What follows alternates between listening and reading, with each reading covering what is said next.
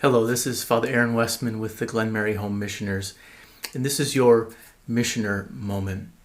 My brothers and sisters, I oftentimes will hear from people and they are speaking about their experience of Christianity in general or Catholicism in particular. They will talk about how being part of Christianity has meant only the experience of shame and guilt, that for whatever reason, whatever they heard or perceived or the experiences they had, they just felt tremendous guilt and shame about who they are.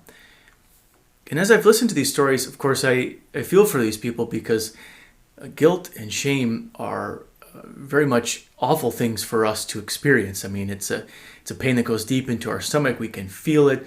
It's a tightening. It's a kind of fire burning inside. It's the sense that we just simply are not worthy and that we cannot be loved.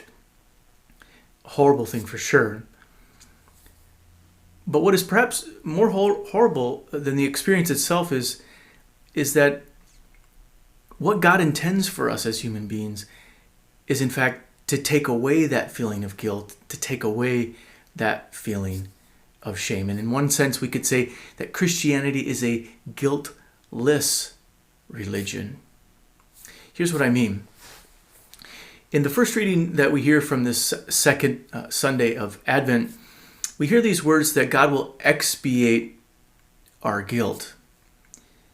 And this is indeed God's plan, which he carries out through Jesus Christ. And the time in which we are waiting, this time of Advent, is kind of this time of waiting for God to enter into our reality through the humble child Jesus, then to live his life and, in a sense, to take away the guilt, to take away the shame that we experience as human beings. Now, this is vitally important because we know that there's really nothing that we can do ourselves to get rid of this sense of guilt or get rid of this sense of shame. It takes the action of God. And if we allow ourselves to move closer to God, he will, through his Son Jesus, in the power of the Holy Spirit, remove the shame that we experience and take away the guilt that is inside of us.